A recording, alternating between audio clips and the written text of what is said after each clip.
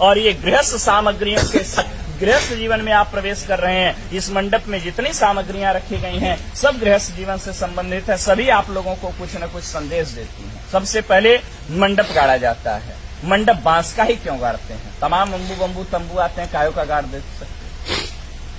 बांस की विशेषता होती है, बांस सबसे बड़ा वृक्ष माना जाता है, लंबाई में सबसे ज्यादा होता है, लेकिन जब ऊंचाई पर जाता है तो जाने के बाद क्या हो जाता है? झुक जाता है। यह बांस वर और कन्या को आप लोगों को यह संदेश देता है कि जीवन में आप लोग कितनी ही ऊंचाई पर क्यों न जाइएगा, हमेशा अपने श्रेष्ठों के प्रति विनम्रता का भाव रखिएगा, क्योंकि नमंती फलिनो वृक्षा नमंती गुणिनो जना शुष्क वृक्षाश मूर्खाश न नमंती कदाचन। फलने वाला वृक्ष और गुणी व्यक्ति हमेशा झुके रहते हैं, मूर्ख व्यक्ति और सूखा पेड़ कभी झुकता नहीं।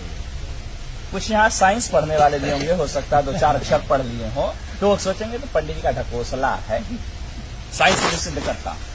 ये मंडप जो हरे बांस का गाड़ते हैं, हरा बांस जो होता है विद्युत का सुचालक होता है।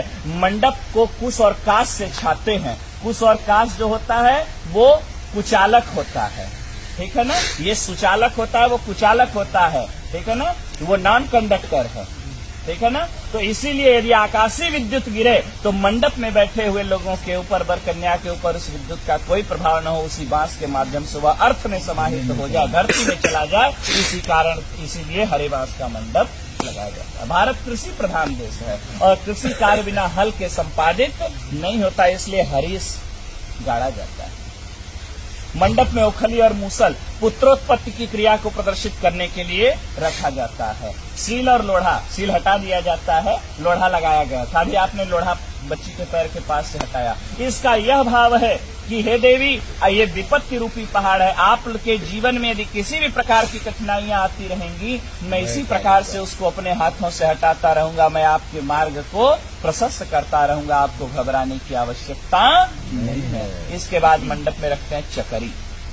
चकरी कहाँ रखेंगे?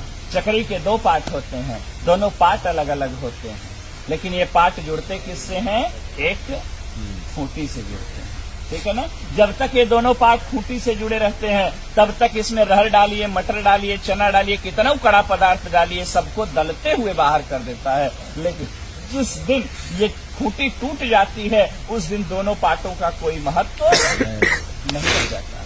यह वर और कन्या भी चक्री के 2 पार्ट के समान है, और ये वर और कन्या जो आज पति पत्नी के रूप में परिणत होने जा रहे हैं, पति पत्नी का रिश्ता जो होता है एक विश्वास का रिश्ता होता है।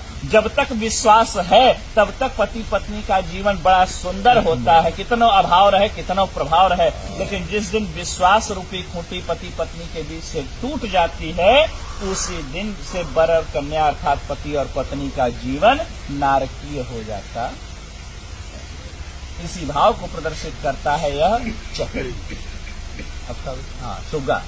सुग्गा क्यों लगाते हैं मंडप में? सुग्गा मीठा बोलता है। बोले महाराज सुग्गा से भी मीठा तो कोयल बोलती है, कोयल लगा देना चाहिए था। बोले तोते की दूसरी विशेषता है, तोता मिर्चा खाता है लेकिन फिर भी मीठा बोलता है।